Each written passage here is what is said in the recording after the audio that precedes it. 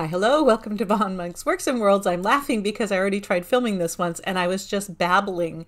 It's like I had forgotten what words go into what order to make sense much. So I'm starting again. Welcome here. Thank you for coming. I think this is maybe Monday Monk 105 or 106. I might stop counting because, well, as we have seen, I can't keep track anyway. And yeah, we're over 100, so I don't know, maybe I'll just start counting when we're counting down toward 200. Thank you again for being here. I am going to cover what I usually cover. How are things going with writing, knitting, and Monkland in general? Writing is going super good because I finished the rough draft of Wayward Devils, which is book 4 of the Souls of the Road series. I'm really excited about it. I'm excited to get it out to you all. I have to revise it and then get it to my copy editor and then get it through proofreads.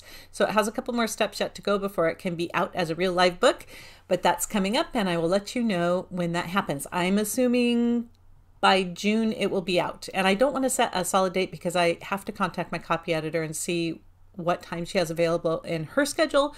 So before I can absolutely commit to something, I need to find out what kind of a turnaround time she has going right now. So I'm just excited to get it done. I feel like I've been working on it forever, but yeah, so that will be out soon and that's great. So I will immediately turn around and start revising that. And I'm also going to be taking Nursery Crimes, which is the noir fairy tale kind of silly detective fairy tale book that I wrote. And I released it a chapter at a time over on my Patreon. And that's done now. So it's been released over on Patreon. The people over there have had a chance to read it. And I have decided I'm going to go ahead and gather it up and see if I can't publish it as a book. And what that's going to entail is me actually reading through it again and seeing if it flows chapter to chapter. Because releasing something a little bit at a time over a long time is kind of a different writing style. It's kind of, you have to do little chunks of story. And I want to make sure that it flows chapter to chapter, so I might add a little bit to it. Or just, I'll have fresh eyes on it since I haven't looked at it for a little while and kind of spruce it up. And then maybe I'll have that out here real soon for you too. It's a standalone, it's a one book that is just going to be its book, and it hopefully will be available soon, and I will let you know about that too. Okay, so that's the writing news. That's all the writing news. What else is going on? Knitting. Have not knit. I am not knitting. I've said that a few times, that I took a break from making toys for the newsletter and for giveaways, and it has resulted in me just taking time away from knitting, which is fascinating. I wasn't just knitting because of toys. Like, I've knit a lot of other projects along with the toys that I've knit. But I think I just needed a break. Like, I don't know if you've ever done that with hobbies where like you're doing a thing and you're loving it and you're really into it, and then you like just need a little break from it. And I guess that's where I was. So instead, I decided to do something that I am not good at, and it is crocheting. I can do a very basic crochet type stitch. Like, I can do a single crochet. That's it. That's what I can do. And I don't know all the terms in crocheting, and I'm not good at tension in crocheting yet or any of those things, but I decided I was going to make myself, you'd think I'd do a crochet toy, right? Because I'm familiar with toys and, knit a toy, crochet a toy, right? And I do want to make crochet toys because they're adorable. There's some of the cutest little toys are crochet toys. But no, I decided to make myself this big giant vest, kind of like a duster. That's this lacy thing. It's called a mandala vest. It's the lotus duster, I think is what it's called. And it's this long thing that kind of ruffles around the front, and you have all the lacy stuff down the back. And I thought it would be really fun for summer and spring. So I started it. I'm going to show you how far I've gotten so far. Not far, not far.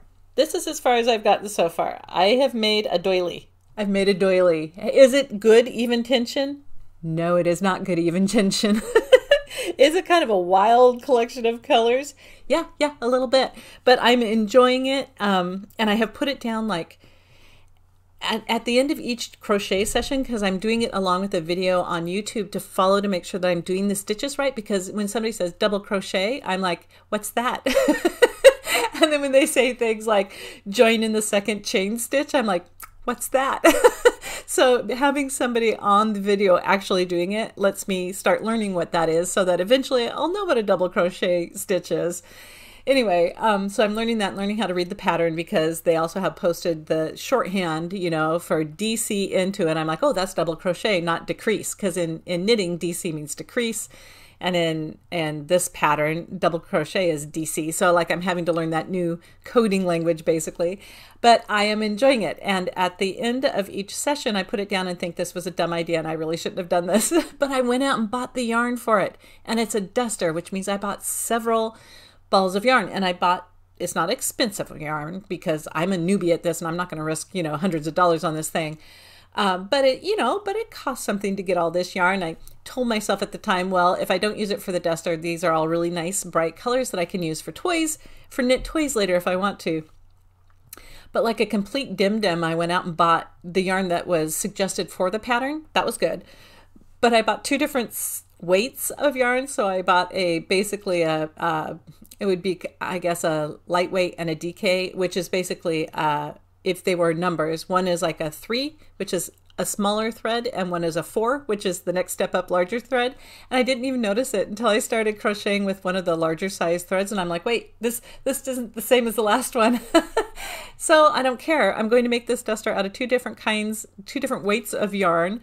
I'm using a hook that is larger than what the pattern calls for to try to get gauge, and I don't know, that's probably going to not work out for me either, but I'm doing it anyway. I'm also switching colors a lot, which isn't what the pattern calls for, which means I'm going to have to tie off all the ends. It's all the little drapey bits of every time you cut one color to start another color. There's these long drapey bits that you have to weave in and stuff. So yeah, I'm doing it that way, which is not probably the way to start a crochet project. But since the only other real crochet project that I've done is a pair of granny square shorts, which I made out of, I think I made them out of acrylic wool or something like that.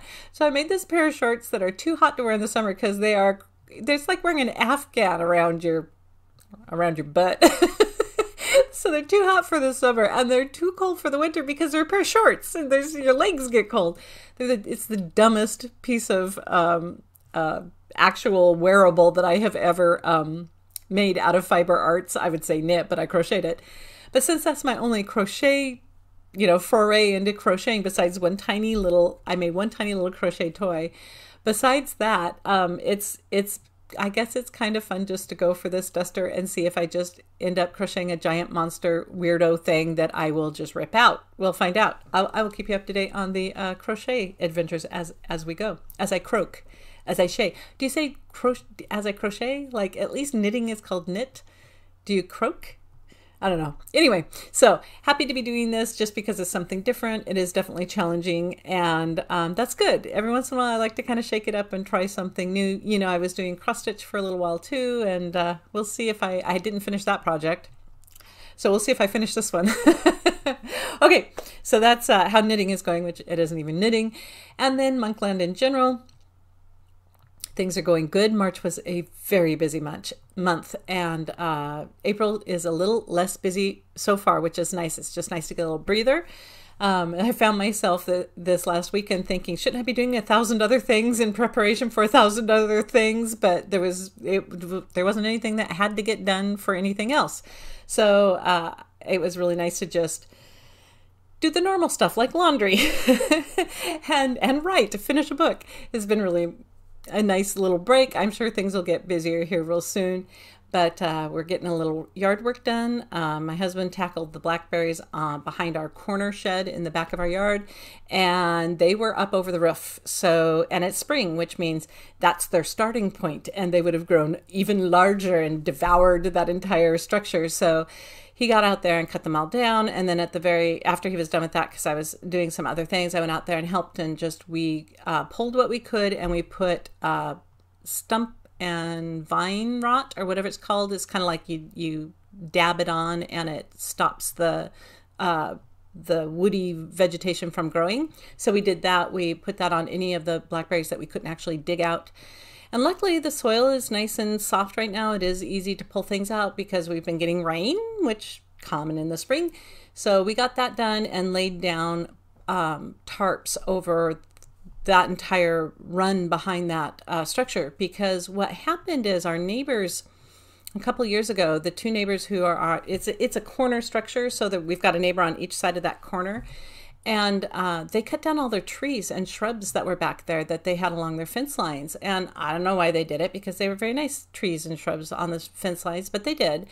And that means that the back of that structure gets full sunlight now, which means anything back there, like blackberries, just grow like wildfire. So it became like it wasn't a problem, and now it's a problem. So we're trying to solve it in a more permanent way if we can. And we put down really thick tarps, and we're hoping that now that we've cut them down, put the stump rot on them, or the root rot, whatever it's called, on them, and put a heavy tarp over them that will hopefully concentrate the heat of the sun and kind of bake them out back there, so that just nothing's growing back there. It's an awkward space. It's like about 3 feet, maybe 4 feet, maybe not even that wide back there from fence to the back of the structure. So you're working in a really limited amount of space. There's not a lot of room for digging. There's not a lot of room to do anything back there. So we're hoping that this solves that. Have we put in our garden yet? No, we have not. We noticed the other day the crows were out on the cardboard that we had put over our raised garden beds, and they were lifting up the cardboard and pecking around. And that's because cardboard encourages earthworms to, worms like cardboard. So since we put cardboard over our beds and it got rained on and snowed on and all that over the winter season, we've got lots of little worms in there, and the crows have figured it out. They're like, ooh, lift the lid and you get tasty little worms on the inside. So we've seen the crows out there doing that, and I think it's nesting season, so the crows are on our grapevines again, peeling off bits of the bark in long strings so that they can go make their nests. And so, but we haven't planted the garden yet. We're going to try that probably coming up this next weekend. And we're also kind of looking at each other and wondering if we're going to tackle the main floor bathroom remodel. And it's not going to be like a big remodel, like taking down walls or putting in new electric or anything. We just need to the walls in there need some repair, and so we have to decide how we're going to do the repair. And we need to put it, I'm saying just, and now it's going to be this long list of things, but really all it needs is half of the walls need to be repaired, by which I mean halfway down the walls from about hip height down. The original owner of the house never finished the lath and plaster there, because remember, this is an old house, it's lath and plaster. So what we have is a regular wall up to about hip height, and then from hip height down is just like skeletal wall with just the wood, what are they called? Wood posts, wood beams, not beams, whatever they're called. The 2x4s are showing. And what he had done is he had put, I don't even know what it was. It wasn't Formica, but it was some kind of heavy, it was like a wainscoting, but it wasn't wainscoting, scotting, however you say that. But basically this maroon color, because this was the like 40s when he put this up, and I'm sure it was very groovy, but he put like this maroon paneling, I guess is really more what it seems like, on up from hip height down, and then trimmed it out with chrome, because this was, and then the floor was black. So this was his really kind of swanky bathroom styling. We didn't want that, and so years and years and years ago, we replaced it with a different kind of wall covering. And at the time, we didn't have the ability, we're pretty young, and we didn't have the ability to figure out how to cut like wainscoting or anything to the right width. So we put up kind of more like a Formica. I know it sounds dumb, but it's this nice dark green, and it's looked good, and it's been a really good bathroom. And I got to tell you, those walls are easy to scrub. It's been fantastic. But it's been almost 30 years that's been up, 25 years, 20 some odd years. Like, we're old, and we put it up a long time ago when we were young. And so it's time to take that down. So we know that once we take that down, half part of the wall is unfinished, and we'll either have to put in sheetrock, which is fine, we can do that, or some other kind of wainscoting. So we're going to be looking at what kind of materials we might want to put up on the wall. And then we need to do a little bit of a bathroom surround around our tub in there, and we might get a smaller vanity, because again, when we last updated this bathroom, we got a vanity that was on sale, and it fit in there, but it's oversized and it takes up so much of the bathroom, it crowds out the toilet space. So we're going to have to fix that too. And then we want to put the good flooring on this. We're really kind of digging the vinyl, what's it called?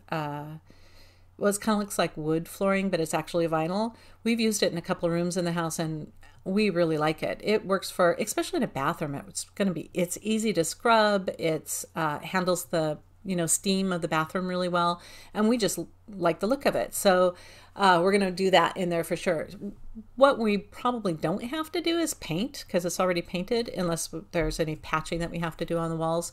And electrical's done. We don't have to do anything with that. We're not going to put in a new toilet or anything. So it's kind of like, it feels like it's going to be probably a bigger remodel than I think, but it's certainly not going to be the biggest one that we've ever done in any of the rooms of our house. So we're hoping that we can knock it out in a couple weekends. We'll see if that works that way.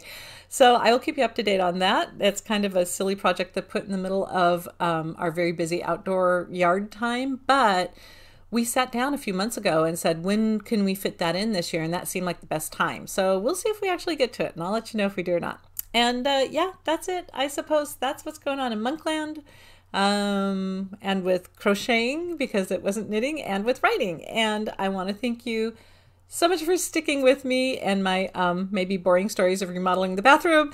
I'll try to make them more exciting. Maybe something, oh no, I don't want anything exciting happening during the remodeling. I've had exciting things happen during the remodeling of other things, and I don't want to relive them. So it's going to be the most boring remodel ever, and I will keep you up to date about how it looks. I might even do a before and after picture. I should do that. I should go in there and take a before picture so you can see what we have now and what it turns into later.